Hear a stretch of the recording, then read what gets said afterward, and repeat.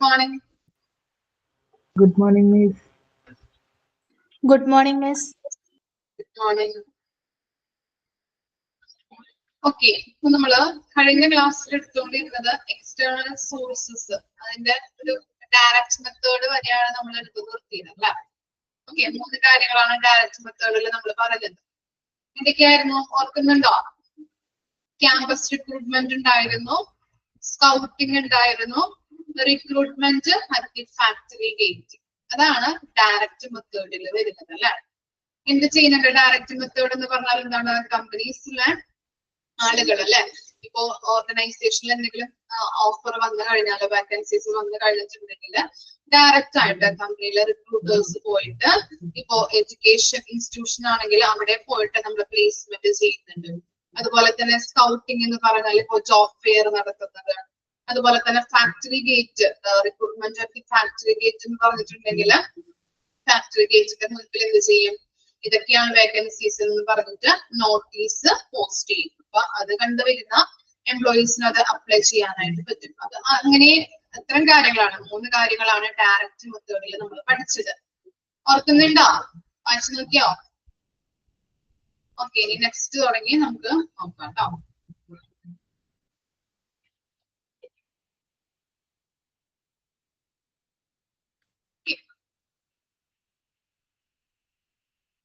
Next ആണ് indirect methods. Indirect methods includes the following. First one, advertisement. In modern times, this medium has become equally vibrant, energetic, and creative as customer advertising. The advertisement usually provides a brief outline of the job responsibility, compensation package, growth opportunities in the organization, want to reach a large target group and decide the good number of qualified individuals who are compensation institutions. ഇവിടെ പറയുന്നത് advertising നമുക്ക് അറിയാം അല്ലെ. Advertising എന്താണ് advertising എന്ന് പറഞ്ഞാല്? നമ്മള് കാണാറുണ്ടല്ലേ, papers ഒക്കെ വായിക്കുന്നവരാണോ? ന്യൂസ് അല്ലെ, ന്യൂസ് വായിക്കുമ്പോ എന്താണ് നമ്മള് കാണാറുണ്ടല്ലേ? ജോബ് ഓഫേഴ്സ് അല്ലെ, പരസ്യമാണ് അല്ലെ.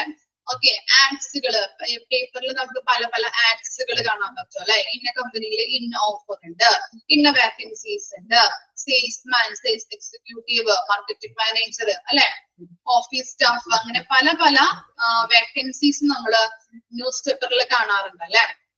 ഓക്കെ, അങ്ങനെ ന്യൂസ് പേപ്പറിൽ നല്ല എന്താണ് ഒരു ക്രിയേറ്റീവ് ആയിട്ടുള്ള ആഡ്സുകൾ കൊടുക്കുമ്പോ, അല്ലെങ്കിൽ കസ്റ്റമേഴ്സിനെ അട്രാക്ട് ചെയ്യിപ്പിക്കുന്ന രീതിയിലായിരിക്കും നമ്മൾ എന്ത് ചെയ്യുന്നത്? ആഡ്സുകൾ കൊടുക്കുന്നുണ്ട് അല്ലെ.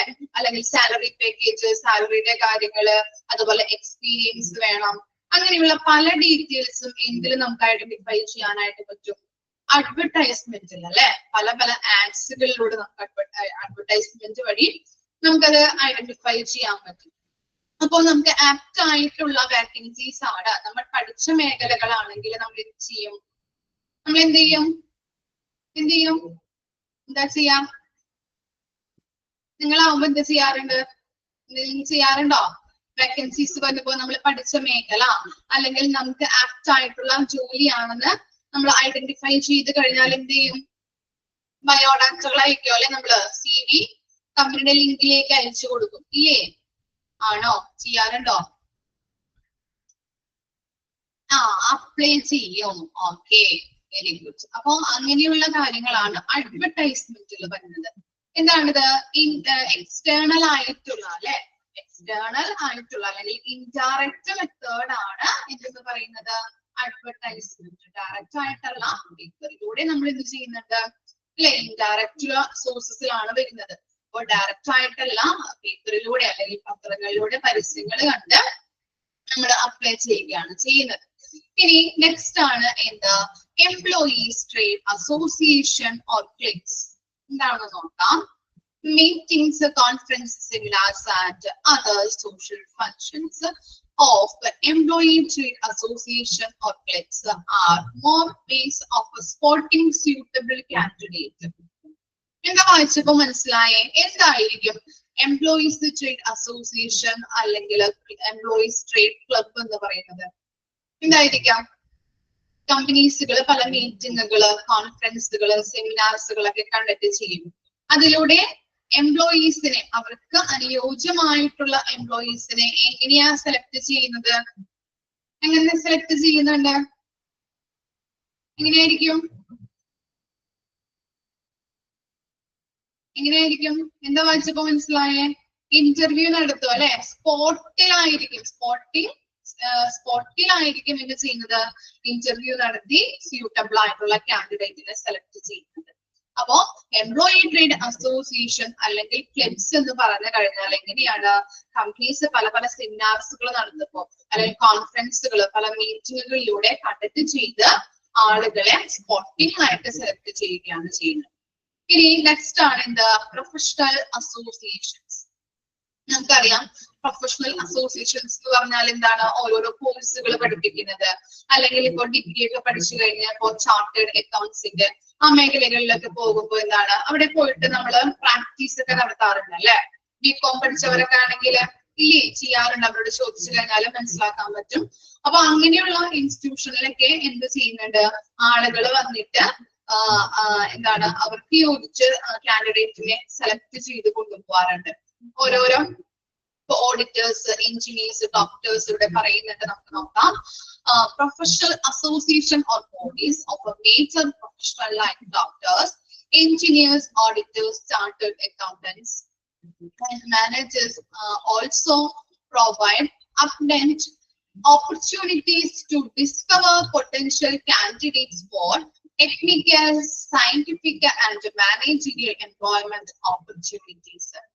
ഞാൻ പറഞ്ഞില്ലേ എന്താണ്? ഓരോരോ മേഖലകൾ, ഇപ്പൊ ഡോക്ടേഴ്സ് ആയിക്കോട്ടെ, എഞ്ചിനീയേഴ്സ് ആയിക്കോട്ടെ, അവർ പ്രാക്ടീസ് ചെയ്യുന്ന ഏരിയാസിൽ വന്ന് ആളുകളെ സെലക്ട് ചെയ്ത് കൊണ്ടുപോകുന്നുണ്ട്. ഫോർ എക്സാമ്പിൾ എടുക്കാം, ചാർട്ടേഡ് അക്കൗണ്ടൻസ്. അപ്പൊ ബികോം പഠിച്ച ആളുകൾ, ഞാൻ നേരത്തെ പറഞ്ഞിട്ടുണ്ടായിരുന്നു, ബികോം പഠിച്ച് ഡിഗ്രി കഴിഞ്ഞ ആളുകളൊക്കെ ആണെങ്കിൽ ഇങ്ങനെ അവർക്ക് താല്പര്യമുള്ള മേഖലകളിലേക്കാണ് പോകുന്നത് അല്ലെ? അപ്പൊ അങ്ങനെ ചാർട്ടേഡ് അക്കൗണ്ടന്റിന്റെ പ്രാക്ടീസിന് പോകുമ്പോൾ ആ ഇൻസ്റ്റിറ്റ്യൂഷനിൽ വന്നിട്ട് ആളുകൾ എന്ത് ചെയ്യും? ആളുകളെ, കാൻഡിഡേറ്റിനെ, നമ്മുടെ ഓർഗനൈസേഷനിൽ യോജിച്ച കാൻഡിഡേറ്റിനെ സെലക്ട് ചെയ്ത് കൊണ്ടുപോകും. ഇന്റർവ്യൂ നടത്തിയിട്ട് സെലക്ട് ചെയ്ത് കൊണ്ടുപോകും. അങ്ങനെ പല പല മേഖലകളിൽ നിന്നും ആളുകളെ, ഡോക്ടേഴ്സ് ആവാം, എഞ്ചിനീയേഴ്സ് ആവാം, പല പല പ്രൊഫഷണൽ ആയിട്ടുള്ള അസോസിയേഷനിൽ നിന്നും ആളുകളെ സെലക്ട് ചെയ്ത് കൊണ്ടുപോകുന്നുണ്ട്. ഇനി നെക്സ്റ്റ് ആണ് എന്ത്? Other reputed firms. Nowadays, it has become a trend to recruit human resources for well-known firms. Few companies and firms have established a positive reputation on productivity, efficiency, and industrial harmony. Many firms have made effort to discover appropriate candidates from such firms for filling job positions. ഇവിടെ പറയുന്നത് reputed firms എന്ന് പറയുന്നുണ്ട് അല്ലെ? ഇപ്പോ ഒരു example പറയാം. എനിക്കൊരു company ഉണ്ട്, അതുപോലെ തന്നെ സൂര്യക്ക് ഒരു കമ്പനി ഉണ്ട്. സൂര്യ ഒരു കമ്പനി നടത്തുന്നു, ഞാനും ഒരു കമ്പനി നടത്തുന്നു. അപ്പോ ഞാൻ എന്ത് ചെയ്തു? സൂര്യയുടെ അവിടെ വർക്ക് ചെയ്യുന്ന ഒരു എംപ്ലോയീസിനോട് ഞാൻ ജോബ് ഓഫർ ചെയ്യുകയാണ്. സൂര്യ കൊടുക്കുന്നതിനെക്കാട്ടിലും കൂടുതൽ സാലറി ഞാൻ തരാം എന്ന് പറഞ്ഞ് ഓഫർ ചെയ്യുമ്പോ എന്താണ്? സ്വാഭാവികമായിട്ടും ആളെന്ത് ചെയ്യും? എന്റെ കമ്പനിയിലോട്ട് വരുമോ അല്ലെ? വരുമോ? അല്ലെങ്കിൽ എന്താണ് ഇൻസെന്റീവ്, PA അല്ലെങ്കിൽ സാലറി, പ്രമോഷൻ കാര്യങ്ങളൊക്കെ ഞാൻ ഓഫർ ചെയ്യുമ്പോൾ എന്ത് ചെയ്യും? സ്വാഭാവികമായിട്ട് സൂര്യയുടെ കമ്പനിയിൽ നിന്ന് എന്റെ കമ്പനിയിലോട്ട് വരും ഇല്ലേ? ഓക്കെ. അപ്പൊ അങ്ങനെയും ആളുകളെ നമ്മൾ എന്ത് ചെയ്യുന്നുണ്ട്? ഈ വാക്കൻസീസ്, നമ്മുടെ കമ്പനിയിലെ വാക്കൻസീസ് ഫില്ല് ചെയ്യാനായിട്ട് അങ്ങനെയും നമ്മൾ ഓഫർ കൊടുത്ത് ആളുകളെ കൊണ്ടുവരുന്നുണ്ട്. അതാണ് പറയുന്നത്, ഒരു ഫേംസിൽ വർക്ക് ചെയ്യുന്ന ഒരു എംപ്ലോയീസിനെ നമ്മുടെ സ്ഥാപനത്തിലേക്ക് സാലറി കൂട്ടിക്കൊടുത്തുകൊണ്ട് ജോബ് അങ്ങനെ ഓഫർ ചെയ്തുകൊണ്ട് റിക്രൂട്ട്മെന്റ് ചെയ്യുന്നതിനെയാണ് റെപ്യൂട്ടഡ് ഫേംസ് എന്ന് പറയുന്നത്. ക്ലിയർ ആവുന്നുണ്ടോ? ക്ലിയർ ആയോ? ഇത്രയും കാര്യങ്ങളാണ് എന്തില് വരുന്നത്? ഇൻഡയറക്റ്റ് മെത്തേഡ്സിൽ വരുന്നത്. ഏതൊക്കെയാണ് നമ്മൾ പറഞ്ഞത്? അഡ്വർടൈസ്മെന്റ് പറഞ്ഞു, അതുപോലെ employee trade association or clubs പറഞ്ഞു, പ്രൊഫഷണൽ അസോസിയേഷൻസ് പറഞ്ഞു, അതർ റെപ്യൂട്ടഡ് ഫേംസ് പറഞ്ഞു. ഒന്ന് വായിച്ചു നോക്കാം കേട്ടോ 4 കാര്യങ്ങൾ. ഡയറക്റ്റ് മെത്തേഡിൽ എന്തൊക്കെയാണെന്നുള്ളത് ഐഡന്റിഫൈ ചെയ്യാൻ വരാം, അല്ലെങ്കിൽ ഇൻഡയറക്റ്റ് മെത്തേഡ്സിൽ എന്തൊക്കെയാണെന്നുള്ളത് ഐഡന്റിഫൈ ചെയ്യാൻ വരാം കേട്ടോ. അപ്പൊ ഒന്ന് ഓർത്ത് വെക്കാം, ഡയറക്റ്റ് മെത്തേഡ്സിൽ എന്തൊക്കെയാണ് വരുന്നത്. ഓരോ കാര്യങ്ങളും ഡയറക്റ്റ് ആകുമ്പോൾ ഡയറക്റ്റ് ആളുകൾ പോയിട്ട് സെലക്ട് ചെയ്ത് കൊണ്ടുവരുന്നത്. അപ്പൊ അങ്ങനെയുള്ള കൺസെപ്റ്റ് മനസ്സിലാക്കിയിട്ട് പഠിക്കാൻ നോക്കാം കേട്ടോ. വായിച്ചു നോക്കാം കേട്ടോ 4 കാര്യങ്ങൾ.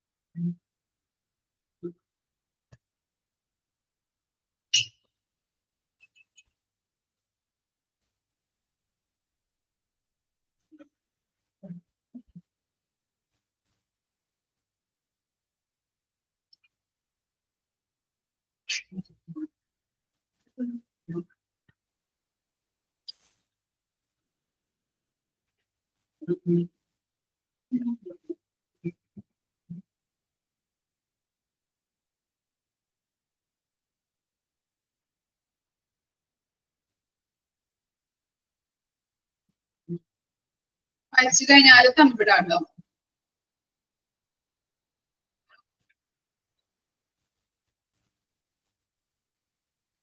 ക്ലിയർ ആണോ?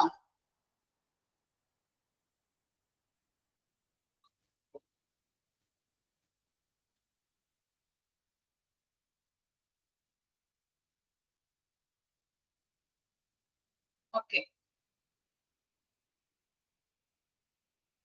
നെക്സ്റ്റ് നോക്കാം കേട്ടോ. ടെക്സ്റ്റ് ബുക്ക് കിട്ടിയായിരുന്നോ നിങ്ങൾക്ക്?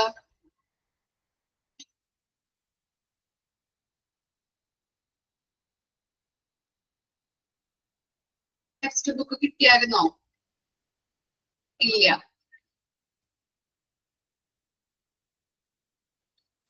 ഓക്കെ, അപ്പോ നെക്സ്റ്റ് ആണ് എന്ത്? Third party methods. Okay, third party എന്ന് പറയുമ്പോൾ എന്തായിരിക്കും ഉദ്ദേശിക്കുന്നത്? നമ്മൾ ഡയറക്റ്റ് മെത്തേഡ് പറഞ്ഞു, ഇൻഡയറക്റ്റ് മെത്തേഡ് പറഞ്ഞു. ഇനി പഠിക്കാൻ പോകുന്നത് തേർഡ് പാർട്ടി മെത്തേഡ് ആണ്. അതെന്തായിരിക്കാം ഉദ്ദേശിക്കുന്നത്? ആര് വഴിയായിരിക്കാം റിക്രൂട്ട് ചെയ്യുന്നത്? ആര് വഴിയായിരിക്കാം തേർഡ് പാർട്ടി എന്ന് പറയുമ്പോൾ എന്തായിരിക്കാം ഉദ്ദേശിക്കുന്നത്?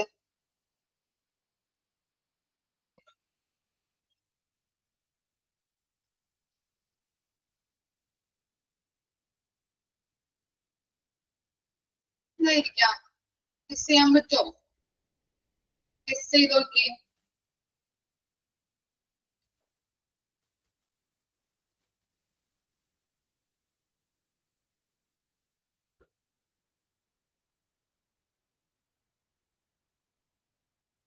പറ്റുന്നില്ല. തേർഡ് പാർട്ടി എന്ന് പറയുമ്പോൾ ജസ്റ്റ് ഒന്ന് ചിന്തിച്ചു നോക്കിയേ, എന്തായിരിക്കാം?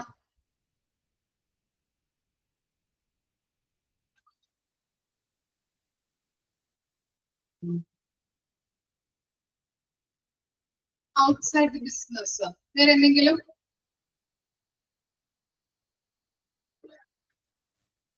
യെസ്. എന്താണ്? ഒരു ഏജന്റ് ഉണ്ടാവും അല്ലെ? ഇപ്പൊ കമ്പനിക്കും എംപ്ലോയീസിനും ഇടയിൽ ഒരു ഏജന്റ് ഉണ്ടാവും, അവരുടെ നടുക്കൊരു ഏജന്റ് ഉണ്ടാവും. ആ ഏജന്റ് വഴിയായിരിക്കാം കമ്പനിയിലോട്ട് എന്ത് ചെയ്യുന്നത്? എംപ്ലോയീസിനെ റിക്രൂട്ട് ചെയ്യുന്നത്. അപ്പൊ അവരെ പറയുന്ന പേരാണ് എന്ത്? Third party. മനസ്സിലായോ കൺസെപ്റ്റ് എന്താണെന്ന്? ഒരു ഏജൻസി വഴി. ഇപ്പൊ നമ്മള് ഗൾഫിലേക്കൊക്കെ പോകുമ്പോ എന്താണ്? ഏജന്റ് വഴിയാണ് പോകുന്നത് അല്ലെ കമ്പനിയിലോട്ട്. അപ്പൊ എന്താണ്? ആ ഏജന്റ് എന്ന് പറയുന്നത് ഒരു തേർഡ് പാർട്ടി ആണ്. ക്ലിയർ ആയോ? Okay, third party methods which are most common are as follows. ഏതൊക്കെയാണ് തേർഡ് പാർട്ടി മെത്തേഡ്സിൽ വരുന്നത്? Private employment agencies. They are used extensively and charge very little fee from an applicant. They focus on specific occupations such as general office, health, salesman, technical workers, accountant, computer staffs, engineers, and executives. These private agencies work as middleman between employees and employers. Okay. Private ഏജൻസിനെ പറയുന്നത് എന്താണ്? ഒരു middle man അല്ലെ, അവരുടെ നടുക്ക് എംപ്ലോയീസിന്റെ ആയാലും എംപ്ലോയേഴ്സിന്റെ ആയാലും നടുക്ക് ആരുണ്ടാവും? ഒരു മിഡിൽ മാൻ ഉണ്ടാവും അല്ലെ. ആ മിഡിൽ മാൻ അല്ലെങ്കിൽ ആ പ്രൈവറ്റ് ഏജൻസിനെ പറയുന്നതാണ് എന്ത്? പ്രൈവറ്റ് എംപ്ലോയ്മെന്റ് ഏജൻസീസ് എന്ന് പറയുന്നത് കേട്ടോ, ഏജൻസ്. ഓക്കെ. ഇപ്പോ ഫോർ എക്സാമ്പിൾ പറയാം, ഞാൻ പറഞ്ഞിട്ടുണ്ടായിരുന്നു നേരത്തെ പറഞ്ഞപ്പോ എക്സാമ്പിൾസ്. കൺസൾട്ടൻസി സർവീസസ്, അവിടെ പോയിട്ട് നമ്മൾ രജിസ്റ്റർ ചെയ്ത് കഴിഞ്ഞിട്ടുണ്ടെങ്കിൽ നമ്മളുടെ ബയോഡാറ്റ നമ്മൾ എന്ത് ചെയ്യും? അവർക്ക് അയച്ചു കൊടുക്കും. അപ്പൊ നമ്മൾ പഠിച്ച ക്വാളിഫിക്കേഷൻ അനുസരിച്ചിട്ട് ഏത് കമ്പനീസ് ആണോ, ഇപ്പോ ബികോം പഠിച്ചവർക്ക് എന്താണ് അക്കൗണ്ടന്റ് ആവാം അല്ലെ. ഇപ്പൊ അക്കൗണ്ടന്റ്, ഒരു കമ്പനിയിൽ നിന്ന് അക്കൗണ്ടന്റിന്റെ വേക്കൻസി വന്നു കഴിഞ്ഞിട്ടുണ്ടെങ്കിൽ അവരോട് അവിടെ വിളിച്ചവര് നമ്മൾ എന്ത് ചെയ്യും? കോണ്ടാക്ട് ചെയ്യും. അക്കൗണ്ടന്റിന്റെ വേക്കൻസി ഉണ്ട്, ഇന്ന ദിവസം ഇന്റർവ്യൂ എന്നൊക്കെ പറഞ്ഞിട്ട്, അല്ലെങ്കിൽ കമ്പനീസിന്റെ നമ്പറൊക്കെ തന്നിട്ട് അങ്ങനെ നമ്മളെ ഒരു മിഡിൽ മാൻ ആയിട്ട് കോണ്ടാക്ട് ചെയ്യുന്നതാണ് ആര്? Private employment agencies. അതിനൊരു എക്സാമ്പിൾ ആണ് കൺസൾട്ടൻസി സർവീസസ്. പലതരത്തിലുള്ള, ഇപ്പൊ അക്കൗണ്ടന്റ് മാത്രമല്ല, പലതരത്തിലുള്ള ഇവിടെ പറഞ്ഞിട്ടുണ്ട് എന്താണ്? സെയിൽസ്മാൻ, അതുപോലെ ടെക്നിക്കൽ വർക്കേഴ്സ്, അങ്ങനെ പലതരത്തിലുള്ള വേക്കൻസീസ് ഉണ്ടാവും. ആ വേക്കൻസീസ് വരുമ്പോൾ നമ്മൾ എന്ത് ചെയ്യും? നമുക്ക് യോജിച്ച വേക്കൻസീസ് എന്താണോ അത് നോക്കിയിട്ട് അവര് നമ്മളെ കോണ്ടാക്ട് ചെയ്യുന്നതാണ്. ഓക്കെ, ക്ലിയർ ആയോ? അപ്പൊ പ്രൈവറ്റ് ഏജൻസീസ് എന്ന് പറയുന്നത് ഒരു മിഡിൽ മാൻ ആയിട്ട് പ്രവർത്തിക്കുന്നുണ്ട് അല്ലെ. ആരുടെയൊക്കെ ഇടയിലാണ്? എംപ്ലോയീസിന്റെയും എംപ്ലോയേഴ്സിന്റെയും ഇടയിൽ, കമ്പനിയുടെയും എംപ്ലോയീസിന്റെയും കാൻഡിഡേറ്റ്സിന്റെയും ഇടയിൽ ഒരു മിഡിൽ മാൻ ആയിട്ട് പ്രവർത്തിക്കുന്നതാണ് എന്ത്? പ്രൈവറ്റ് ഏജൻസീസ് എന്ന് പറയുന്നത്. നെക്സ്റ്റ് ആണ് ഇത് state or public employment agencies. There is also known as employment or labor exchange. കേട്ടിട്ടുണ്ടോ നിങ്ങള്? എംപ്ലോയ്മെന്റ് എക്സ്ചേഞ്ച് കേട്ടിട്ടുണ്ടോ? രജിസ്റ്റർ ചെയ്തിട്ടുണ്ടോ നിങ്ങള് എംപ്ലോയ്മെന്റ് എക്സ്ചേഞ്ചില്? ഓക്കെ, ചെയ്തിട്ടുണ്ട്. ചെയ്യാത്തവരുണ്ടോ? ചെയ്യാത്തവര് ചെയ്യാട്ടോ. എംപ്ലോയ്മെന്റ് എക്സ്ചേഞ്ചിലൊക്കെ രജിസ്റ്റർ ചെയ്തിടാം. നമുക്ക് നമ്മളുടെ ക്വാളിഫിക്കേഷൻ അനുസരിച്ചിട്ടുള്ള വേക്കൻസീസ് വരുമ്പോ അവര് നമ്മൾ എന്ത് ചെയ്യും? കോണ്ടാക്ട് ചെയ്യുന്നതാണ്. ഒരു കാർഡ് വരും അല്ലെ. എംപ്ലോയ്മെന്റ് എക്സ്ചേഞ്ചിൽ നിന്നൊക്കെ കാർഡ് വന്നവരുണ്ടോ? ജോബ് വേക്കൻസീസ് ഓഫർ ചെയ്തിട്ട്? ഇല്ല.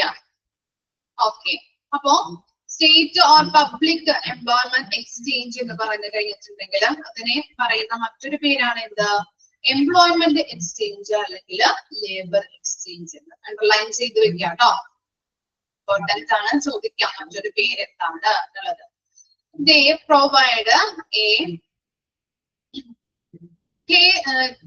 clearing house for jobs and job information along with a wide range of services such as counseling, job searching, and information about the labor market, workers, and pay rates.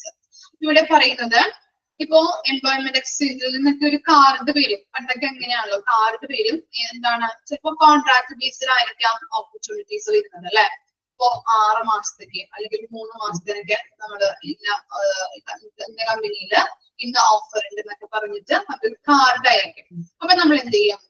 ഈ employment എക്സ്ചേഞ്ചിൽ പോയിട്ട് അവരോട് നമ്മൾ അന്വേഷിക്കും അല്ലെ, കാര്യങ്ങളൊക്കെ അന്വേഷിക്കും. അതാണ് അവിടെ കൗൺസിലിംഗ് എന്ന് പറയുന്നത്. ജോബ് സെർച്ച് ചെയ്യുന്ന ആളുകൾക്ക് വേണ്ടിയിട്ട് അവരൊരു വേക്കൻസി വന്നു കഴിഞ്ഞിട്ടുണ്ടെങ്കിൽ ഏതെങ്കിലും ഒരു മേഖലയിൽ നമ്മുടെ ക്വാളിഫിക്കേഷൻ അനുസരിച്ച് ഏതെങ്കിലും ഒരു മേഖലയിൽ വേക്കൻസി വന്നു കഴിഞ്ഞാൽ നമ്മൾ എന്ത് ചെയ്യും? ഒരു കാർഡ് തരും. ആ കാർഡ് കൊണ്ടുപോയിട്ട് അവിടെ അന്വേഷിച്ചു കഴിഞ്ഞാല് കൗൺസിലിംഗ് ചെയ്യും. കൗൺസിലിംഗ് എന്ന് പറഞ്ഞിട്ടുണ്ടെങ്കിൽ എന്താണ് ജോലി, നമ്മുടെ റെസ്പോൺസിബിലിറ്റി, അതുപോലെ ഏത് കമ്പനിയിലാണ്, അങ്ങനെയുള്ള എല്ലാ ഡീറ്റെയിൽസും അവർ പറഞ്ഞു തരും. ഓക്കെ, അപ്പോ അതിനെയാണ് നമ്മള് എംപ്ലോയ്മെന്റ് അല്ലെങ്കിൽ ലേബർ എക്സ്ചേഞ്ച് എന്ന് പറയുന്നത്. നിർബന്ധമായിട്ടും 10ാം ക്ലാസ് ഒക്കെ കഴിഞ്ഞിട്ടുണ്ടെങ്കിൽ എന്താണ്? എല്ലാവരും പോയിട്ട് അത് അപ്ലൈ ചെയ്യാം കേട്ടോ. 10ാം ക്ലാസ് നമ്മളെ സർട്ടിഫിക്കറ്റ്സ് ഒക്കെ ആഡ് ചെയ്ത് കൊടുക്കാം. ഓക്കെ, എന്തെങ്കിലും ഓഫർ വന്നു കഴിഞ്ഞിട്ടുണ്ടെങ്കിൽ നമ്മൾ അവര് വിളിക്കുന്നതാണ്. ഇപ്പൊ 6 മാസത്തേക്ക് അതുപോലെ കോൺട്രാക്ട് ബേസിലൊക്കെ 1 വർഷം, 6 മാസം, 3 മാസത്തേക്കൊക്കെ എന്തെങ്കിലും ഓഫേഴ്സ് വേക്കൻസീസ് വന്നു കഴിഞ്ഞിട്ടുണ്ടെങ്കിൽ അവർ നമ്മളെ കോൺടാക്ട് ചെയ്യും. അപ്പോൾ രജിസ്റ്റർ ചെയ്യാത്തവരെ നിർബന്ധമായിട്ട് അത് രജിസ്റ്റർ ചെയ്യാം കേട്ടോ. ഓക്കെ, അപ്പൊ അങ്ങനത്തെ കാര്യങ്ങളാണ് എംപ്ലോയ്മെന്റ് എക്സ്ചേഞ്ചിൽ നടക്കുന്നത്. ഇനി നെക്സ്റ്റ് ആണ് ഇത് schools, colleges and professional institutions. All these provide opportunities for recruiting their students. These general and technical or professional institutions provide blue collar and white collar and managerial persons. നിങ്ങൾ blue collar and white collar ജോബ്സിനെ കുറിച്ച് കേട്ടിട്ടുണ്ടോ? എന്തായിരിക്കാം difference വരുന്നത്? Blue collar and white collar jobs.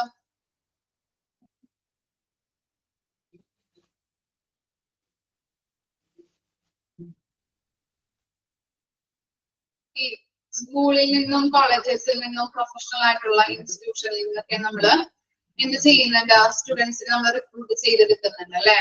Okay, അതും എന്താണ് ഒരു തരത്തിൽ പറഞ്ഞാല് തേർഡ് പാർട്ടി മെത്തേഡ് ആണ്. അപ്പോ ഇവിടെ പറയുന്നുണ്ട് blue collar and white collar. Blue collar എന്ന് പറഞ്ഞിട്ടുണ്ടെങ്കിൽ ഓഫീസ് ക്രമീകരിക്കുന്ന പുറത്തുള്ള ജോബ്സ്, ഓഫീസിൽ നിന്ന് പുറത്തുള്ള ജോബ്സ്. എക്സാമ്പിൾ പറയാം, ഇപ്പൊ പ്ലംബർ, വെൽഡർ, പിന്നെ ഇലക്ട്രീഷ്യൻസ്. അപ്പൊ അങ്ങനെയുള്ള ഓഫീസിന് പുറം പണി ചെയ്യുന്ന ആളുകളെയാണ്, അല്ലെങ്കിൽ അങ്ങനെയുള്ള അത്തരത്തിലുള്ള ജോബിനെയാണ് നമ്മള് ബ്ലൂ കോളർ ജോബ്സ് എന്ന് പറയുന്നത്. Okay, plumber, welder, technicians, electricians, അങ്ങനെ കേട്ടോ. ഓക്കെ, അതുപോലെ തന്നെ വൈറ്റ് കോളർ ജോബ് എന്ന് പറഞ്ഞാൽ ഓഫീസ് സംബന്ധമായിട്ടുള്ള ജോബ്. ഇതിന് കുറെ ട്രെയിനിങ്ങുകൾ, പ്രാക്ടീസുകളൊക്കെ ആവശ്യമായിട്ട് വരും.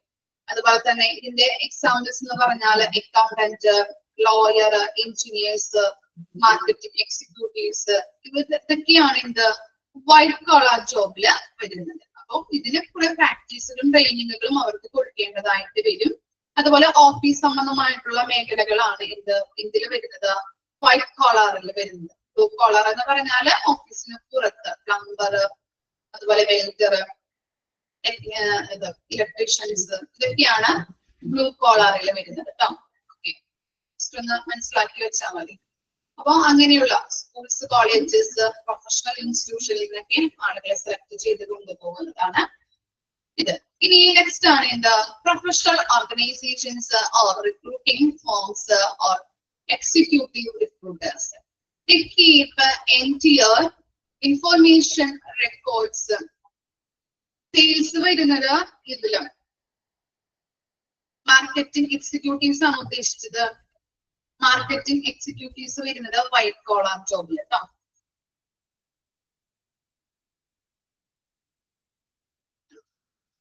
They keep entire information records about employed executives. These consulting firms suggest a highly competent individual for managerial, marketing and production engineers post. അപ്പോ ഇവിടെ പറയുന്നത് എന്താണ്? Professional organisations. ഈ ഇതിന് ഫോർ എക്സാമ്പിൾ തന്നെ എടുക്കാം, കൺസൾട്ടൻസി സർവീസ് പോലുള്ള കാര്യങ്ങളാണ് ഇവിടെയും പറയുന്നത് കേട്ടോ. അതിന് എക്സാമ്പിൾ ആയിട്ട് നമുക്ക് അത് തന്നെയാണ് വരുന്നത്.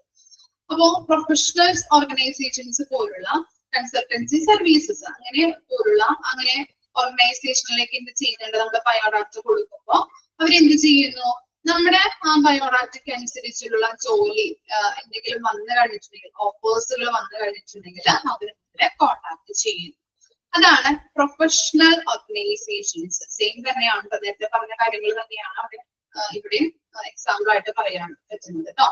അപ്പൊ പ്രൊഫഷണൽ ഓർഗനൈസേഷൻസ്, റിക്രൂട്ടിംഗ് ഫേംസ് അല്ലെങ്കിൽ എന്താണ് എക്സിക്യൂട്ടീവ് റിക്രൂട്ടേഴ്സ്, അതിനൊരു എക്സാമ്പിൾ ആയിട്ട് പറയാൻ നമുക്ക് കൺസൾട്ടൻസി സർവീസസ്. നമ്മുടെ CV അല്ലെങ്കിൽ റെസ്യൂമൊക്കെ അവിടെ കൊടുത്തു കഴിഞ്ഞിട്ടുണ്ടെങ്കിൽ, അവിടെ പോയി നമ്മൾ രജിസ്റ്റർ ചെയ്ത് കഴിഞ്ഞാൽ കമ്പനീസിന്റെ ഓഫേഴ്സുകൾ അവർ നമ്മളെ അറിയിക്കും. ഓക്കെ, ഇനി എന്താ പറയുന്നത്? നെക്സ്റ്റ് ആണ് trade unions. Trade unions offer manual and skilled workers in sufficient quantity. In a few organizations, formal agreements are made to give priority to the candidates recommended by the trade unions during the recruitment process. Unions വഴി ആളുകളെ നമ്മൾക്ക് എന്താണ് ഇപ്പോ ആളുകളെ നമ്മൾക്ക് job offer ചെയ്ത് കയറ്റാം അല്ലെ. അപ്പൊ എന്ത് ചെയ്യുന്നുണ്ട്, യൂണിയൻ എന്ന് പറയുന്നത് ഒരു തേർഡ് പാർട്ടി ആയിട്ടാണ് നിൽക്കുന്നത്. അവർക്ക് എന്താണ് ഇപ്പൊ സ്കൂളുകളിലൊക്കെ ടീച്ചേഴ്സിനെ റിക്രൂട്ട് ചെയ്യുന്നത് മാനേജ്മെന്റ് അടിസ്ഥാനത്തിൽ അല്ലെ, യൂണിയൻ അടിസ്ഥാനത്തിലൊക്കെ ആണെങ്കിൽ അവർക്ക് ശതമാനം എമൗണ്ട് നമ്മൾ എന്ത് കൊടുക്കണം കൊടുക്കേണ്ടതായിട്ട് വരും അല്ലെ. ഇപ്പൊ ടീച്ചേഴ്സിനൊക്കെ എന്താണ് 60,000 60 എന്താണ് 35 ലക്ഷം 45 ലക്ഷമൊക്കെയാണ് പറയുന്നത്, 60 ലക്ഷമൊക്കെയാണ് ടീച്ചേഴ്സിന് പറയുന്നത്.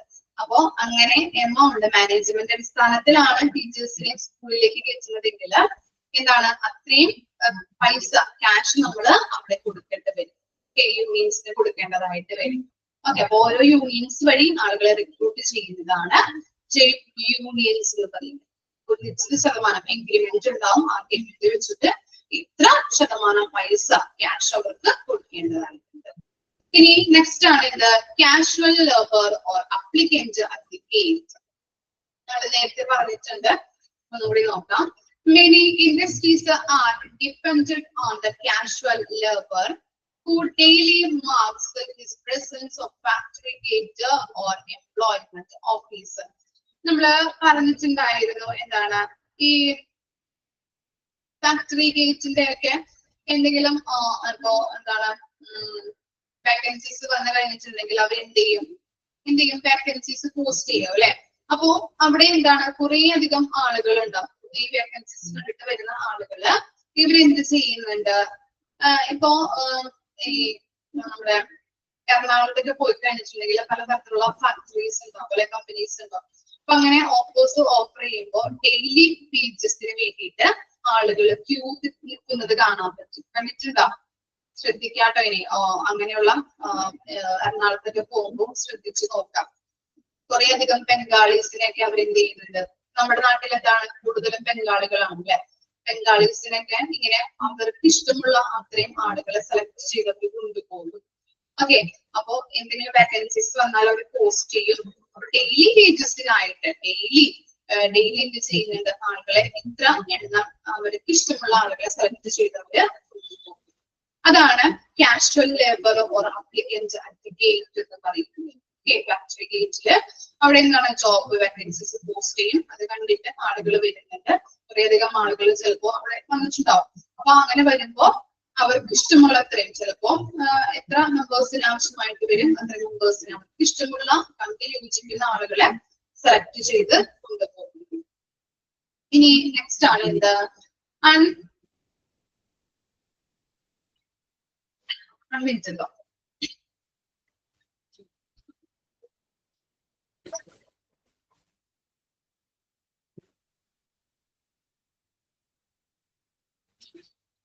unconsolidated applications.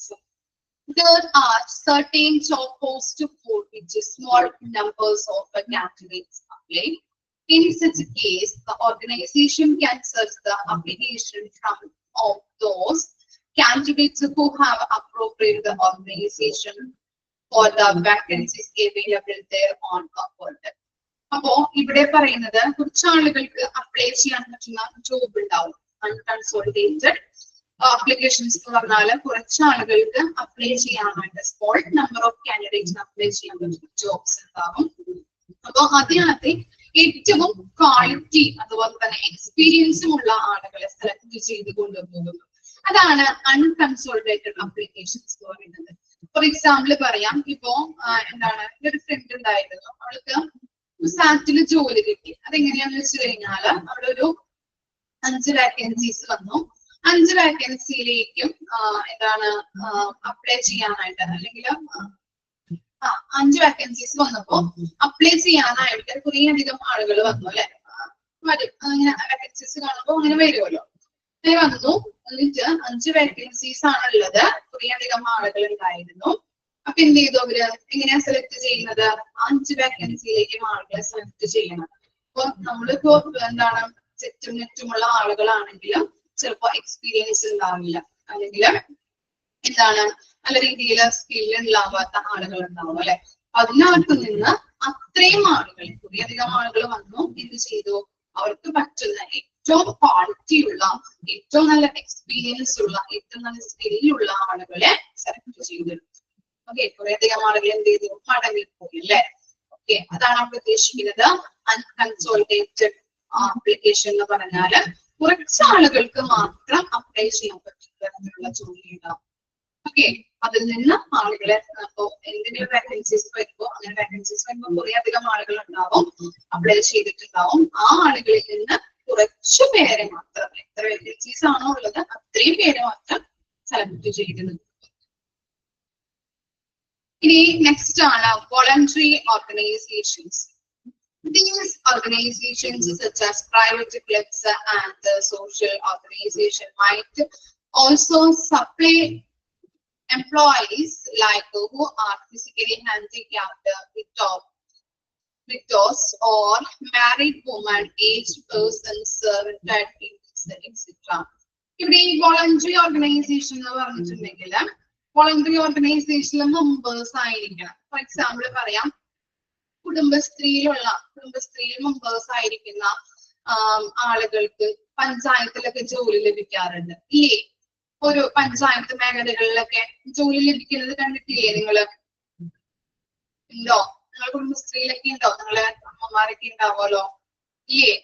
അപ്പൊ അവർക്ക് മെമ്പേഴ്സ് ആയിരിക്കുന്നവർക്ക് ഒരു കൺസിഡറേഷൻ ഉണ്ടാവും. എന്ത് വന്നിട്ടുണ്ടെങ്കിൽ പഞ്ചായത്തിൽ അല്ലെങ്കിൽ അവരുടെ മക്കൾക്ക് ജോലി അല്ലെങ്കിൽ മരുമക്കൾക്ക് ജോലി കിട്ടും ഇല്ലേ? ഒന്നും കേട്ടിട്ടില്ല? ഓഫേഴ്സ് ഒന്നും നിങ്ങൾ കേട്ടിട്ടില്ലേ? അങ്ങനെ കുടുംബശ്രീയിലുള്ള അല്ലെങ്കിൽ ആ മെമ്പേഴ്സിന് എന്ത് ചെയ്യുന്നുണ്ട്, അവർക്കൊരു കൺസിഡറേഷൻ കൊടുക്കും. ഓക്കെ, എന്തെങ്കിലും പഞ്ചായത്തുകളിലൊക്കെ ഓഫർ വന്നു കഴിഞ്ഞാല് ഇന്ന ആളുകൾക്ക് അല്ലെങ്കിൽ എന്താണ് കുടുംബശ്രീയില് മെമ്പേഴ്സ് ആയിരിക്കുന്നവർക്ക് കൺസിഡറേഷൻ ഉണ്ട് എന്നുള്ളത്, അല്ലെങ്കിൽ പ്രയോറിറ്റി ഉണ്ട് എന്ന് പറഞ്ഞിട്ട് അവർക്ക് അല്ലെങ്കിൽ അവരുടെ മക്കൾക്ക് ജോലി കൊടുക്കുന്നത്. കേട്ടിട്ടില്ല? അമ്മമാരോടൊക്കെ ഒന്ന് ചോദിച്ചു നോക്കൂട്ടോ. ഓക്കെ, കുറെ അധികം ഓഫേഴ്സുകളൊക്കെ ഉണ്ട്. അപ്പൊ അങ്ങനെയുള്ളതാണ് എന്ത് വോളണ്ടറി ഓർഗനൈസേഷൻസ്. ഓക്കെ, മെമ്പേഴ്സ് ആയിരിക്കുന്നവർക്ക് ജോലി ലഭിക്കും, പ്രയോറിറ്റി കൊടുത്ത് ജോലി കൊടുക്കുന്നുണ്ട്. ഇനി നെക്സ്റ്റ് ആണ് എന്ത് computer data banks. When a company needs a specific type of employee, job descriptions and job specification are uploaded into a computer. When they are matched, the resume data stored there. എന്താ പറയുന്നത്? Computer data banks. കമ്പ്യൂട്ടറിൽ base ചെയ്തിട്ടല്ലേ എന്താണ് കമ്പനിയിൽ offer വരുമ്പോ കമ്പ്യൂട്ടറിൽ എന്ത് ചെയ്യും, upload ചെയ്യും. ഇന്ന വേക്കൻസി ഇന്ന കമ്പനിയില് ഇന്ന ക്വാളിഫിക്കേഷൻ വേണം. അപ്പൊ എന്ത് ചെയ്യും, അത് നമ്മളുടെ റെസ്യൂമ ആയിട്ട് മാച്ച് ചെയ്യുന്നുണ്ടോ നോക്കിയിട്ട് അവരെന്ത് ചെയ്യും, ഇന്റർവ്യൂ ചെയ്ത് ആളുകളെ എന്ത് ചെയ്യുന്നുണ്ട്, ജോലിക്ക് എടുക്കുന്നുണ്ട്. അപ്പോ കമ്പ്യൂട്ടർ വഴി ഇങ്ങനെയുള്ള ഓഫറുകൾ കൊടുത്തുകൊണ്ട് അപ്ലോഡ് ചെയ്തുകൊണ്ട് ആളുകൾ അത് അപ്ലൈ ചെയ്യുമ്പോൾ അതിൽ നിന്ന് മാച്ച് ആവുന്ന അല്ലെ ബയോഡാറ്റ നോക്കിയിട്ട് നമ്മുടെ വാക്കൻസിക്ക് യോജിച്ചതാണോ എന്ന് നോക്കിയിട്ട് ആളുകളെ സെലക്ട് ചെയ്തെടുക്കുന്നതാണ് എന്ത് കമ്പ്യൂട്ടർ ഡാറ്റ ബാങ്ക്സ് എന്ന് പറയുന്നത്. ഓക്കെ, ഇത് നമ്മൾ പറഞ്ഞതാണ് അൺകൺസോളിഡേറ്റഡ് അപ്ലിക്കേഷൻ. നമ്മൾ നേരത്തെ പറഞ്ഞതാണ്. ജസ്റ്റ് ഒന്ന് ടെക്സ്റ്റ് ബുക്ക് കിട്ടിയവരെ ജസ്റ്റ് ഒന്ന് വെട്ടിക്കളയാം കേട്ടോ, ഇത് വേണ്ട. നമ്മൾ നേരത്തെ പറഞ്ഞ പോയിന്റ് ആണ്. അപ്പൊ ഇത്രയും കാര്യങ്ങളാണ് വരുന്നത്. തേർഡ് പാർട്ടിയില് ഏതൊക്കെയാണ് വരുന്നത്? Private employment agencies, state or public exchange employment agencies, schools, colleges and professional institutions, professional organization or recruiting firms or executive recruiters, trade unions, casual labor, voluntary associations, computer data banks. വായിച്ചു നോക്കാം കേട്ടോ.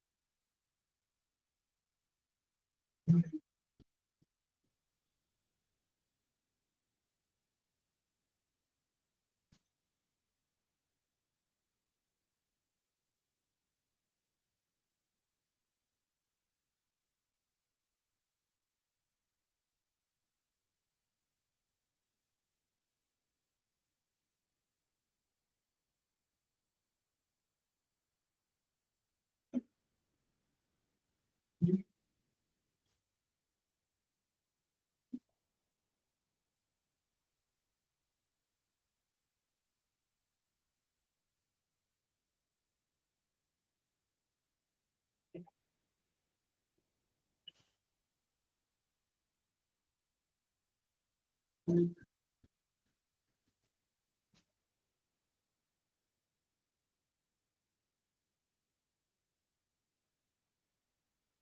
ആണെങ്കിൽ തമ്പിടാം, next ക്വസ്റ്റ്യനിലോട്ട് പോകാം.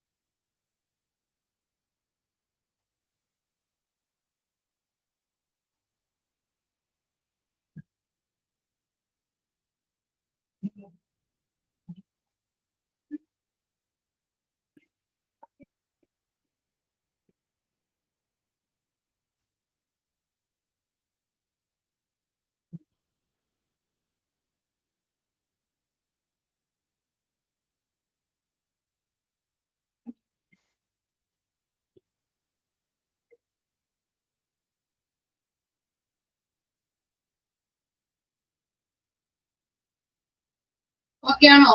Next question എടുക്കാം കേട്ടോ. Next ആണ് merits of external sources.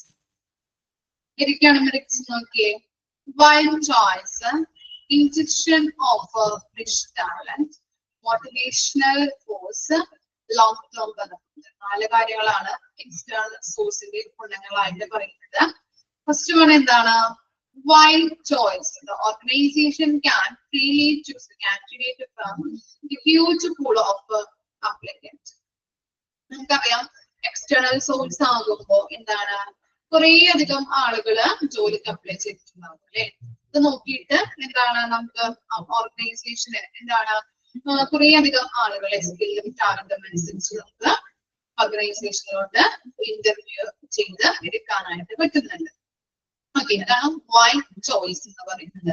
External ഓർഗനൈസേഷന്റെ ഉള്ളിലാണെങ്കിൽ നമുക്ക് അത്രയും ആളുകളെ നമുക്ക് സെലക്ട് ചെയ്യാൻ പറ്റില്ല. ഉള്ളിൽ എന്താണ്, ചിലപ്പോ ചെറിയ ഓർഗനൈസേഷൻ ആയതുകൊണ്ട് കുറച്ച് എംപ്ലോയീസ് ഉണ്ടാവുള്ളൂ അല്ലെ.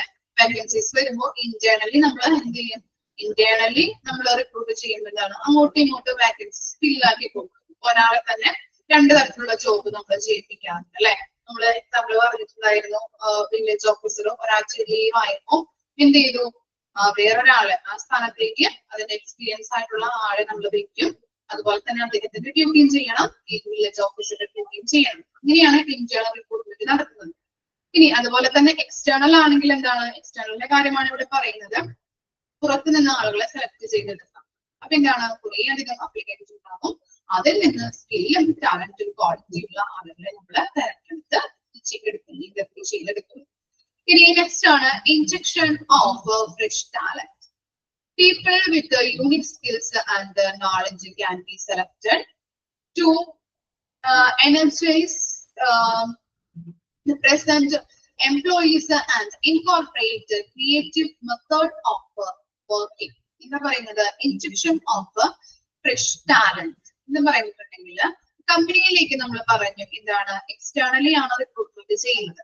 അപ്പൊ എന്താണ്, നല്ല സ്കില്ലും നോളജും ഉള്ള ആളുകളെ തെരഞ്ഞെടുക്കും അല്ലെ.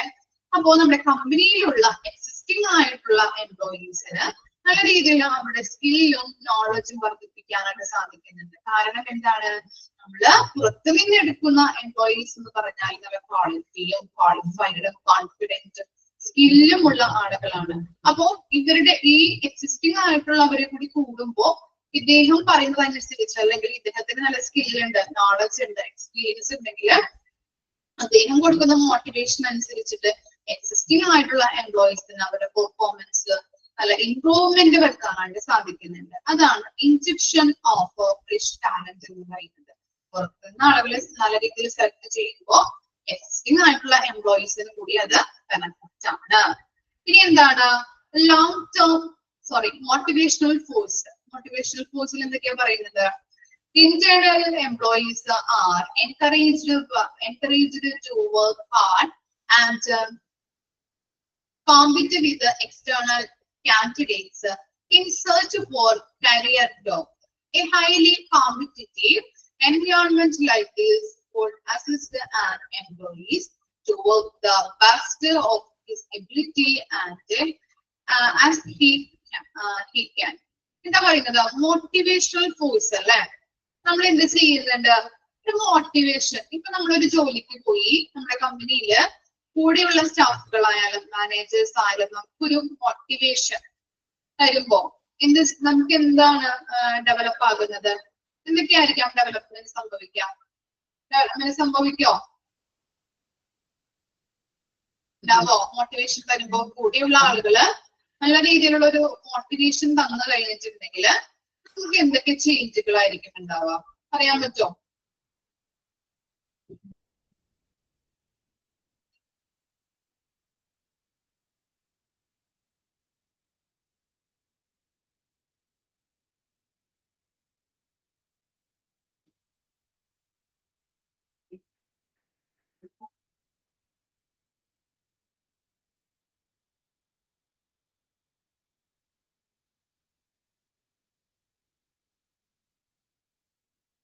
എന്തൊക്കെയായിരിക്കാം?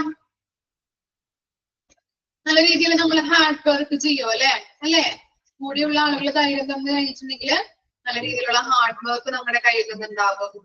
മറ്റുള്ളവരുമായിട്ടുള്ള കോമ്പിറ്റൻസി അല്ലെ? നല്ല രീതിയിൽ കോമ്പിറ്റന്റ് ആയിട്ട് നിലനിൽക്കാനായിട്ട് സാധിക്കും. അതുപോലെ നമ്മളെ എബിലിറ്റി, സ്കില്ല്, നോളജ് ഇതൊക്കെ ഇൻക്രീസ് ആവാനായിട്ട് ഹെൽപ്പ് ചെയ്യുന്നുണ്ട് മറ്റുള്ളവരുടെ സഹായത്തോട് കൂടിയിട്ട്. ഇനി എന്താ പറയുന്നത്? Long term benefits. If competent individuals will join the organization, they can generate new ideas. This can create a competitive atmosphere which would force employees to give out their best, earn benefit, get promotions, etc. ഇവിടെ പറയുന്നത് നല്ല രീതിയിലുള്ളൊരു പുതിയൊരു എംപ്ലോയീസിനെ നമ്മൾ externally നമ്മൾ ഓർഗനൈസേഷനിലോട്ട് കൊണ്ടുവരുമ്പോ അവർക്ക് എന്താണ്? നല്ല സ്കിൽ ഉണ്ടാവും, ക്വാളിറ്റി ഉണ്ടാവും, അതുപോലെ തന്നെ നല്ല ഐഡിയാസ് അവർക്ക് ഉണ്ടെങ്കിൽ നമ്മുടെ കമ്പനി നല്ല രീതിയിൽ ഒന്നും കൂടി ഉയരാനായിട്ട് സാധിക്കും അല്ലെ? നല്ല ക്വാളിറ്റിയുള്ള അല്ലെങ്കിൽ സ്കില്ലുള്ള ആളുകള് നമ്മുടെ കമ്പനിയിലോട്ട് വന്നു ചേരുമ്പോ നമ്മുടെ കമ്പനി ഒന്നും കൂടി മറ്റുള്ള കമ്പനീസിനെക്കാട്ടി കൂടുതൽ ഒരു മുൻപന്തിയിൽ നിൽക്കാനായിട്ട് അല്ലെങ്കിൽ സക്സസ്ഫുൾ ആയിട്ട് പ്രവർത്തിക്കാനായിട്ട് സാധിക്കുന്നുണ്ട്. അതുപോലെ തന്നെ എന്താണ്? നമ്മുടെ കമ്പനിയിലേക്ക് ഇങ്ങനെ നല്ല രീതിയിലുള്ള അവര് വരുമ്പോ നല്ല മറ്റു കോമ്പറ്റീറ്റേഴ്സ് ആയിട്ട് മത്സരിക്കാനായിട്ടും നല്ല രീതിയിൽ സക്സസ്ഫുൾ ആയിട്ട് എന്താണ് നമ്മുടെ നാട്ടിൽ നിലനിൽക്കാനായിട്ടും സാധിക്കുന്നുണ്ട്. അതുപോലെ അവരുടെ ആ പെർഫോമൻസ് കാരണം ചിലപ്പോ എന്താണ് ചില ആളുകൾ വന്നു കഴിഞ്ഞിട്ടുണ്ടെങ്കിൽ അല്ലെ, ഇന്റർവ്യൂ നടത്തി നമ്മുടെ വാക്കൻസിയിലോട്ട് വന്നു കഴിഞ്ഞാല് അവർക്ക് സ്കില്ലും നല്ല രീതിയിലുള്ള പെർഫോമൻസും കണ്ടുവരുമ്പോ മാനേജേഴ്സ് എന്ത് ചെയ്യും? അവരെപ്പോഴും ലോ ലെവലിൽ ഇടോ? ഇല്ല, ഒന്നും കൂടി ഉയർത്തി അല്ലെങ്കിൽ ഉയർന്ന പൊസിഷനിലേക്ക് അവരെ കിട്ടാനായിട്ട് നോക്കും അല്ലെ? ഒരു പ്രൊമോഷൻ കൊടുക്കാം അല്ലെ? അല്ലെങ്കിൽ എന്താണ് ഇൻസെന്റീവ്സ്, ബോണസ് ഒക്കെ കൂട്ടിക്കൊടുത്തുകൊണ്ട് അവരെ കമ്പനിയിൽ നിലനിർത്താനായിട്ട് ശ്രമിക്കും. കാരണം എന്താണ്? നല്ല രീതിയിലുള്ള ഒരു കോമ്പറ്റന്റ് ആയിട്ടുള്ള എംപ്ലോയീസ് ആണെന്ന് അറിയുന്നത് കൊണ്ട് തന്നെ നമ്മുടെ ഈ ഓർഗനൈസേഷൻ നിലനിർത്തണം അവരെ. അപ്പൊ അതിനു വേണ്ടിയിട്ട് അവർക്ക് പ്രൊമോഷനും കാര്യങ്ങളൊക്കെ കൊടുത്ത് നമ്മുടെ കമ്പനിയിൽ നിലനിർത്താനായിട്ട് സാധിക്കുന്നുണ്ട്. അതുപോലെ തന്നെ നമുക്കറിയാവുന്ന ഇപ്പോ ഒരു മാനേജറാണ്, ഞാനിപ്പോ ഒരു മാനേജർ ആണെങ്കിൽ ഇപ്പോ ഇന്റർവ്യൂ എടുത്ത് വന്നിരിക്കുന്ന ഒരു കാൻഡിഡേറ്റ് നല്ല രീതിയിലുള്ള പെർഫോമൻസ് കാഴ്ചവെക്കുകയാണെങ്കിൽ എന്താണ് അവര് നമുക്ക് പ്രമോഷൻ നമുക്ക് എന്താണ് കൊടുക്കൂല എന്ന് നമുക്ക് പറയാൻ പറ്റില്ല അല്ലെ? അവർക്ക് നല്ല രീതിയിലുള്ള ഒരു പ്രമോഷൻ കൊടുത്ത് അവരെ നിലനിർത്താനായിട്ട് സാധിക്കുന്നുണ്ട്. അത്രയും കാര്യങ്ങളാണ് ലോങ് ടേം ബെനിഫിറ്റിൽ വരുന്നത്. ഓക്കെ, അപ്പോ മെറിറ്റ്സ് എന്ന് പറഞ്ഞാൽ wide choice, injection of transfer talent, fresh talent, അതുപോലെ മോട്ടിവേഷണൽ ഫോഴ്സ്, ലാറ്റർ ബെനിഫിറ്റ്. 4 കാര്യങ്ങളാണ് മെറിറ്റ്സ് ഓഫ് എക്സ്റ്റേണൽ സോഴ്സസിൽ വരുന്നത്. ഓക്കെ, ഇനി നെക്സ്റ്റ് ആണ് demerits of external source. Expensive, നമുക്കറിയാവുന്ന എന്താണ്, ഒന്ന് വായിച്ചിട്ട് എക്സ്പ്ലെയിൻ ചെയ്യാം കേട്ടോ. Using various sources of recruitment is not easy work. Hiring cost may increase significantly. നമുക്കറിയാം എന്താണ്, റിക്രൂട്ട് ചെയ്യുമ്പോൾ പലതരത്തിലുള്ള കോസ്റ്റ് ആകുന്നുണ്ട് അല്ലെ. ഒരു കമ്പനിയില് വേക്കൻസി വരുമ്പോ അതിനെന്താണ് പലതരത്തിലുള്ള കോസ്റ്റുകൾ വരുന്നുണ്ട്. നമ്മള് നേരത്തെയുള്ള ക്ലാസ്സുകൾ നമ്മൾ പഠിച്ചിട്ടുണ്ട് അല്ലെ. Advertising cost, employees salary cost വരുന്നുണ്ട്. അതുപോലെ അങ്ങനെയുള്ള പലതരത്തിലുള്ള കോസ്റ്റുകളും വരുന്നുണ്ട്. അപ്പൊ എന്താണത്, എക്സ്പെൻസീവ് ആണ് അല്ലെ എക്സ്റ്റേണൽ റിക്രൂട്ട്മെന്റ് എന്ന് പറയുന്നത്. ഇനി ഇന്റേണൽ റിക്രൂട്ട്മെന്റ് ആണെങ്കിലോ അത്തരത്തിലുള്ള കോസ്റ്റുകൾ വരുന്നില്ല. ഓക്കെ, പുറത്തു നിന്ന് ആളുകളെ സെലക്ട് ചെയ്യുമ്പോൾ വളരെയധികം കോസ്റ്റ് വരുന്നുണ്ട്. ഇനി നെക്സ്റ്റ് നോക്കാം, time consuming. Advertising, screening, testing and selecting the right employees is a time consuming process. Okay, while procedures need to be repeated if the right candidate is not found. എന്താ പറയുന്നത്, നമ്മള് advertising കൊടുത്ത് നമ്മുടെ കമ്പനിയിൽ ഇങ്ങനെ job vacancies ഉണ്ട്, അതുപോലെ screening നടത്തി ടെസ്റ്റുകൾ നടത്തിയിട്ട് വേണം ആളുകളെ സെലക്ട് ചെയ്തെടുക്കാൻ അല്ലെ, പല ഇന്റർവ്യൂസ്. അപ്പോ ഇപ്പോഴുള്ള എന്താ CBSE സ്കൂളിലൊക്കെ 5 തരത്തിലുള്ള ഇന്റർവ്യൂ കണ്ടക്ട് ചെയ്തിട്ടാണ് ടീച്ചേഴ്സിനൊക്കെ സെലക്ട് ചെയ്യുന്നത്. അപ്പൊ എന്താണ്, അത്തരത്തിലുള്ള ഇന്റർവ്യൂസ് നടത്തുമ്പോൾ അല്ലെങ്കിൽ വാക്കൻസീസ് ഉണ്ടെന്ന് പറയുമ്പോൾ പലതരത്തിലുള്ള പോസ്റ്റുകൾ അത്രയും ടൈം പോകുന്നുണ്ട്. അതുപോലെ അവരെ സ്ക്രീനിങ് നടത്താം, പരിശോധന അല്ലെ, ഡെമോ ക്ലാസ് എടുപ്പിക്കുക, അതുപോലെ ടെസ്റ്റുകൾ നടത്താം. ഇങ്ങനെയുള്ള 5 തരത്തിലുള്ള റൗണ്ടുകൾ കഴിഞ്ഞിട്ടാണ് അവരെ ടീച്ചറായിട്ട് നിയമിക്കുന്നത്. അങ്ങനെ നിയമിക്കുമ്പോ എന്താണ്, പലതരത്തിലുള്ള ടൈമുകൾ പോകുന്നുണ്ട് അല്ലെ, പോസ്റ്റ് വരുന്നുണ്ട്. അതുപോലെ തരത്തില് ഇങ്ങനെയുള്ള ടെസ്റ്റുകൾ കണ്ടക്ട് ചെയ്യുമ്പോൾ ടൈമും കുറെ ആകുന്നുണ്ട്. അതാണ് ടൈം കൺസ്യൂമിങ് എന്ന് പറയുന്നത്. ഇനി എന്താണ്, demotivating. Present employees who have given a lot of time in services may oppose the process of recruiting vacancies from outside the organization. The feeling that their services has not been valued by the organization demotivates them, and they start losing interest in performing the job. എന്താണ് demotivate എന്ന് പറഞ്ഞാല്, ഒരു കമ്പനിയിലേക്ക് ഒരു മാനേജറെ ആവശ്യമായിട്ട് വന്നു. അപ്പൊ എന്ത് ചെയ്യും, നമ്മള് ഇന്റർവ്യൂ നടത്തി പേപ്പറിലൊക്കെ പരസ്യങ്ങൾ കൊടുത്ത് അഡ്വർടൈസ്മെന്റ് കൊടുത്ത് അയാളെ എന്ത് ചെയ്യും, ആ കമ്പനിയിലേക്ക് മാനേജറെ ആവശ്യമായിട്ട് വരുമ്പോ നമ്മൾ ഇന്റർവ്യൂ നടത്തിയിട്ട് നമ്മൾ തിരഞ്ഞെടുക്കുന്നു അല്ലെ. അപ്പോ തിരഞ്ഞെടുക്കുമ്പോ എന്തുണ്ട്, നമ്മുടെ കമ്പനിയിലെ എക്സിസ്റ്റിംഗ് ആയിട്ടുള്ള എംപ്ലോയീസ് ഉണ്ടാവും. അപ്പൊ അവരെന്ത് വിചാരിക്കും, ഓ ഞങ്ങൾക്ക് പ്രമോഷൻ കിട്ടുന്നില്ലല്ലോ, അല്ലെങ്കിൽ അത്രയും എക്സ്പീരിയൻസ് ആയിട്ടുള്ള അല്ലെങ്കിൽ എന്താണ് ഇത്രയും നാള് ഞങ്ങൾ നിന്നിട്ടും ഞങ്ങളെ മാനേജർ പോസ്റ്റിലേക്ക് ഇടുന്നില്ല എന്നൊരു എന്താ ഒരു ചിന്ത അവരുടെ മനസ്സിലേക്ക് വരും. ഓക്കെ, നമ്മൾ എന്താണ് എക്സ്റ്റേണലി ഒരാളെ പുതിയതായിട്ട് നിയമിക്കുമ്പോൾ എന്താണ് എക്സിസ്റ്റിംഗ് ആയിട്ടുള്ള എംപ്ലോയീസിന് അങ്ങനെയുള്ള ഒരു ഡിസാറ്റിസ്ഫാക്ഷൻ അവിടെ ഉടലെടുക്കാനായിട്ട് ശ്രമിക്കുന്നുണ്ട്, അല്ലെങ്കിൽ ഉടലെടുക്കും. അവരുടെ ഉള്ളില് എന്താണ് ഇങ്ങനെയുള്ളൊരു ഡിമോട്ടിവേഷൻ ഉണ്ടാകുന്നുണ്ട് അല്ലെ. ഞങ്ങളുടെ എന്താണ് കിട്ടാത്തത്, അല്ലെങ്കിൽ ഞങ്ങൾക്ക് എന്താണ് ഇങ്ങനെയുള്ളൊരു പ്രമോഷൻ തരാത്തത് എന്നുള്ള ഒരു ചിന്ത അവരുടെ മനസ്സിൽ ഉണ്ടാകുന്നു. അപ്പൊ എന്താണ് അത് അവരുടെ വർക്കിനെ എഫക്ട് ചെയ്യുകയും അത് അവർക്ക് എന്താണ് ഒരു ഡിസാറ്റിസ്ഫാക്ഷൻ ഉണ്ടാക്കാനായിട്ട് അങ്ങനെയുള്ള ഒരു ചിന്ത ഡിസാറ്റിസ്ഫൈഡ്, അങ്ങനെ ഒരു സാറ്റിസ്ഫാക്ഷൻ ഇല്ലാതിരിക്കുന്ന അവസ്ഥ അവരുടെ വർക്കില് അങ്ങനെയുള്ള ഒരു ഡിസാറ്റിസ്ഫാക്ഷൻ ഉണ്ടാക്കുകയും ചെയ്യുന്നുണ്ട് എക്സ്റ്റേണലി ആളുകളെ റിക്രൂട്ട് ചെയ്യുന്നത് വഴി.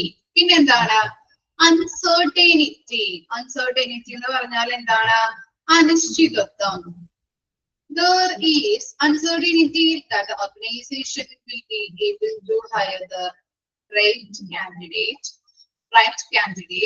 It may end up hiring unsuitable candidate who may not be able to adjust into the new settings. ഇവിടെ പറയുന്നത് നമ്മള് റിക്രൂട്ട്മെന്റ് നടത്തുമ്പോ ഏറ്റവും യോജിച്ച ആളുകൾ നമ്മൾ സെലക്ട് ചെയ്യണമെന്ന് പറഞ്ഞു അല്ലെ.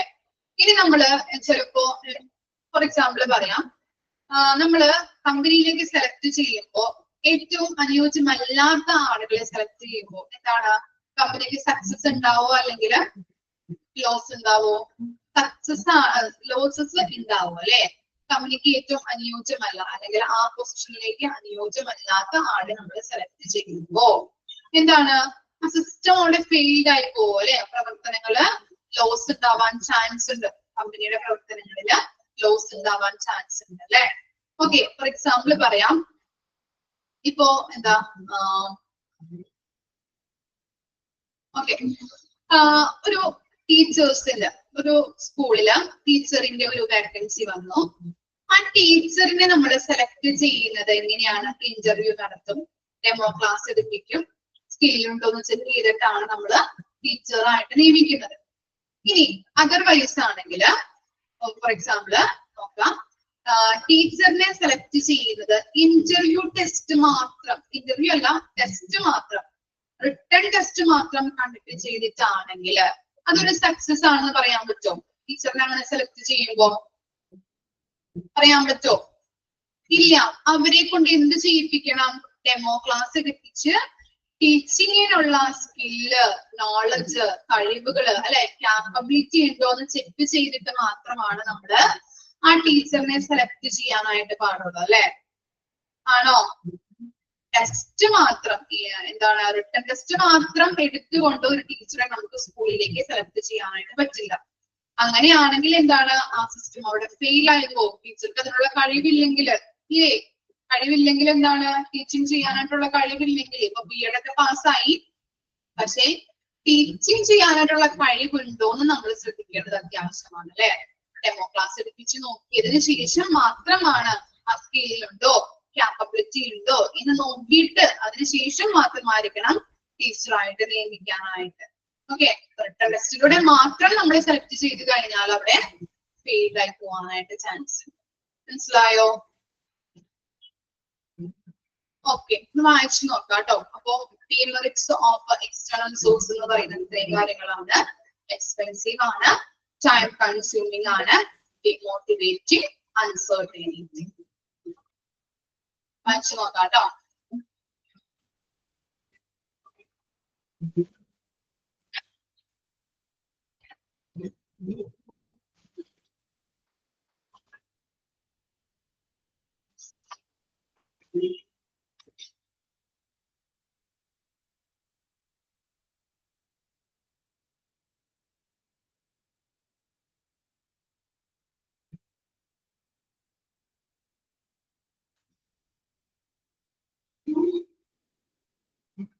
ക്ലിയർ ആണോ? ഡീമെറിറ്റ് വരെയും എന്തെങ്കിലും ഡൗട്ട് ഉണ്ടോ?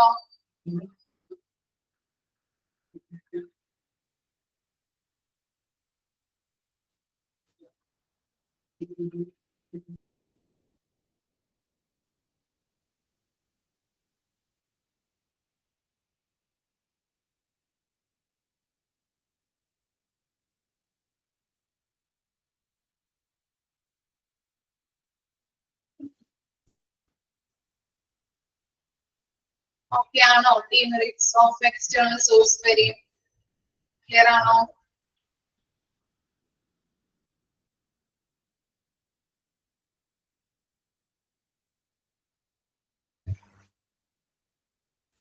ഓക്കെ, നെക്സ്റ്റ് ക്ലാസ്സിൽ വരുമ്പോ വായിച്ച് മനസ്സിലാക്കിയിട്ട് വരാം കേട്ടോ. Okay, thank you.